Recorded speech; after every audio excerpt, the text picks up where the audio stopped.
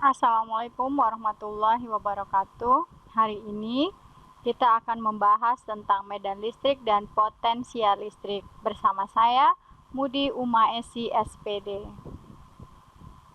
Perhatikan kekuatan gaya tarik saat jarak pipet didekatkan dan dijauhkan.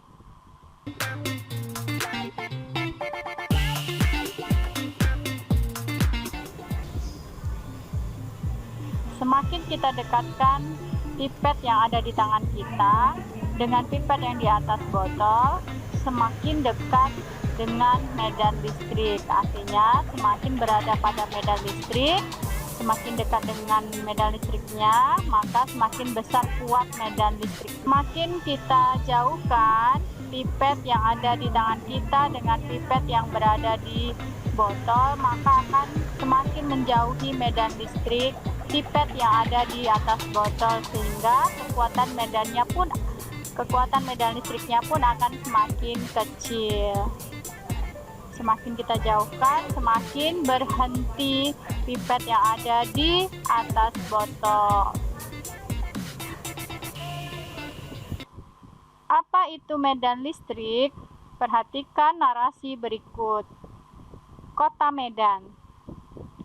Kamu pasti pernah mendengar nama sebuah kota di Pulau Sumatera, yaitu Kota Medan. Medan adalah ibu kota Provinsi Sumatera Utara. Kalau kita berada di Kota Medan, maka kita sedang berada di daerah tersebut. Namun, jika kita berada di Kota Palembang, berarti kita sudah tidak berada di daerah Kota Medan. Begitu juga dengan medan listrik. Ada kata medan, artinya juga sama. Medan di sini mengarahkan kepada daerah atau area. Jadi, medan listrik adalah daerah di sekitar benda bermuatan listrik yang masih memiliki gaya tarik listrik. Garis-garis gaya listrik. Perhatikan muatan positif berikut. Pada muatan positif, garis gaya listriknya menjauhi muatan, sedangkan pada muatan negatif, garis gaya listriknya mendekati muatan. Medan listrik dilukiskan dengan garis-garis gaya listrik. Gaya listrik pada benda bermuatan positif menjauhi benda, sedangkan pada benda bermuatan negatif menuju benda. Arah garis-garis gaya listrik dari kutub positif ke kutub negatif. Perhatikan gambar berikut. Muatan listrik positif didekatkan dengan muatan listrik negatif akan tarik-menarik. Kita lihat gambar garis gaya listriknya ya. Pada muatan positif, garis gaya listriknya akan menjauhi muatan positif. Namun pada muatan listrik negatif, garis gaya listriknya akan mendekati muatan negatif, sehingga terbentuklah garis gaya listrik yang seperti ini. Nah, garis gaya listrik yang seperti ini adalah menunjukkan adanya tarik-menarik pada kedua muatan. Sedangkan pada gambar ini, benda bermuatan positif didekatkan dengan benda bermuatan positif akan terjadi tolak-menolak. Kita lihat garis gaya listriknya ya.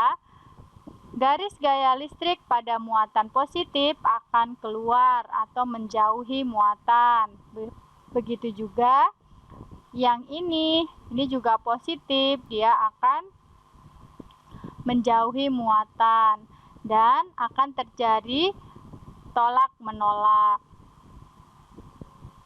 Garis gaya listrik ini tidak akan berpotongan ya. Kuat medan listrik bergantung pada kerapatan garis gaya listrik. Semakin rapat garis gaya listrik, semakin kuat medan listriknya atau sebaliknya. Kuat medan listrik. Perhatikan gambar ini. Di sini ada muatan listrik Q besar dan di sini ada muatan uji yaitu Q kecil.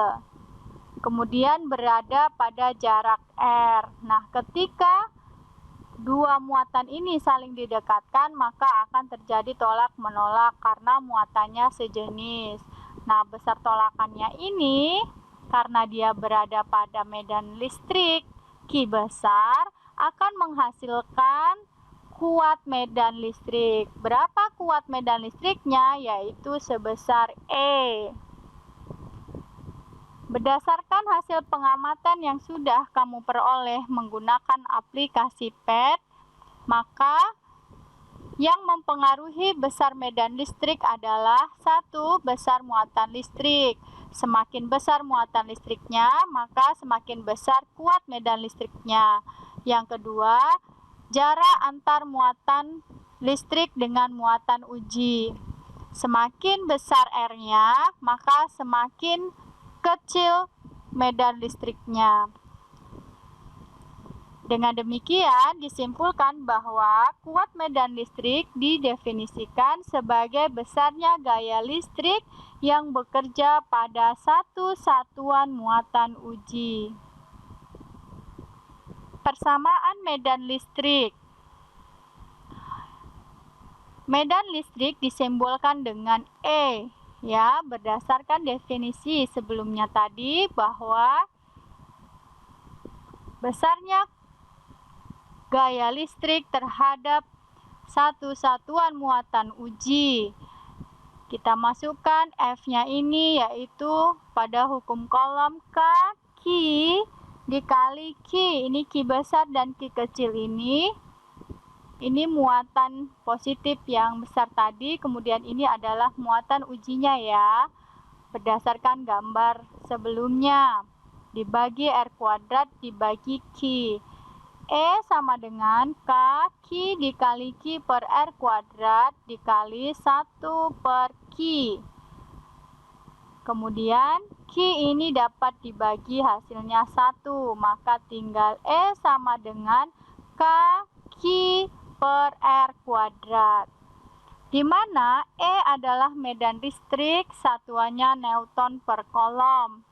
K ketetapan kolom 9 kali 10 pangkat 9 Newton meter kuadrat per kolom kuadrat.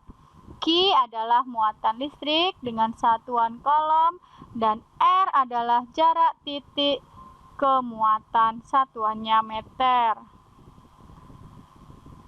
Potensial listrik. Potensial listrik adalah banyaknya jumlah muatan yang terdapat dalam suatu benda.